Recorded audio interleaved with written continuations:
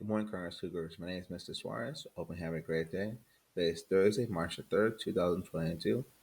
My students were able to put some cool things for you all, so hope you enjoyed today's show. If you could, please stand for the Pledge of Allegiance.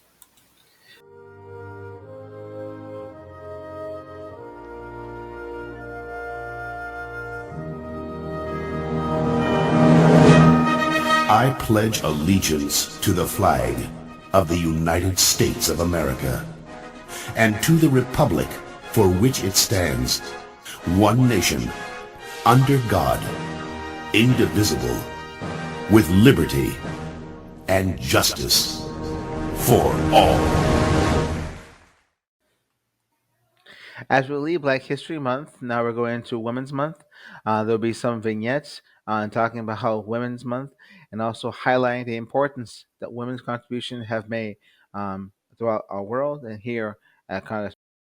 Now, kicking off Women's History Month on this March 1st, and we want to turn now to Nightline co-anchor Juju Chang, who's going to give us a little history lesson on how it all grew into the celebration we now know today. It's March 1st, which marks the beginning of Women's History Month, a month-long celebration to honor women's often overlooked contributions to American history, like those of Elizabeth Blackwell, the first woman to officially become a doctor in the United States in 1849. Sojourner Truth, Susan B. Anthony, and Elizabeth Cady Stanton, all leaders in the women's suffrage movement. And Harriet Tubman, who led hundreds of enslaved people to freedom. But what's the history behind Women's History Month? It all began in 1978 with only a week-long celebration. It was organized by the Sonoma County Commission on Women. The week of March 8th was selected to correspond with International Women's Day, which had been celebrated around the world on March 8th since 1911. The movement began to gain momentum, and the following year, other communities and school districts initiated their own celebrations of Women's History Week.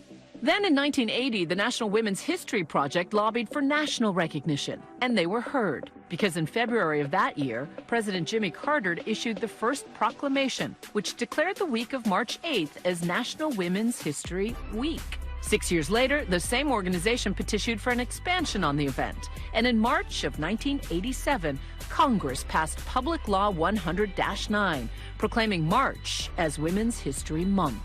Now, every March and all month long, we celebrate countless extraordinary women who've earned their place at the table. And the rest, as they say, is history.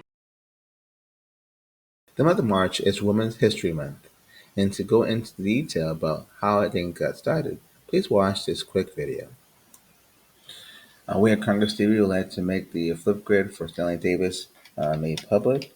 It is flipgrid.com backslash 7BE907C9.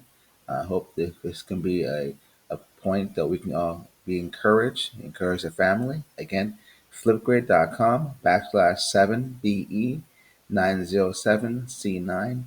This will be kept open indefinitely for all those in the community who would like to leave message of positivity for the family.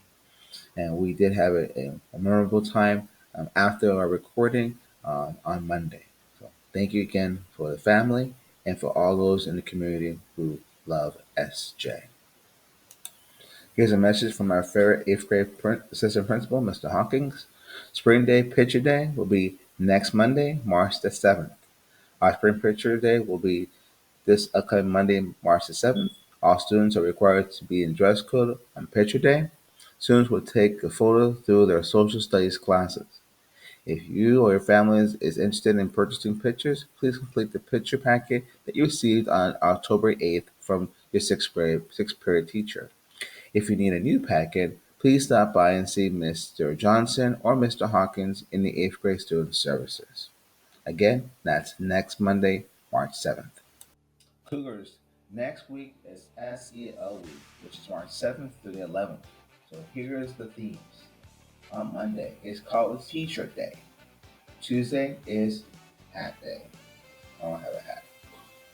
Wednesday is Twin Day. Thursday is Superhero T-shirt Day. And I know my little boys love superhero days. And Friday is Crazy Sock and Hair Day. So if you guys get some crazy hairs, let's show it out. So that's next week. Be prepared, come prepared, and be ready. Here's a reminder of the rules. There is no passes during period 6 in building 1 and building 2 and building 3. Singing, we will rock you. Good job goes out to the girls basketball team for their great efforts throughout their games. Ben Carson was born on September 18, 1951, in Detroit, Michigan. He performed the first successful separation of conjoined twins. Okay, Julia Jameson was born May 13, 1943, in Philadelphia, Pennsylvania. She was a dancer and choreographer. When she was That's it. Perfect. Next. Mary McLeod Bethune was born July 10th, 1875 and died 1955. She founded Bethune-Cookman College and the National Council of Negro Women.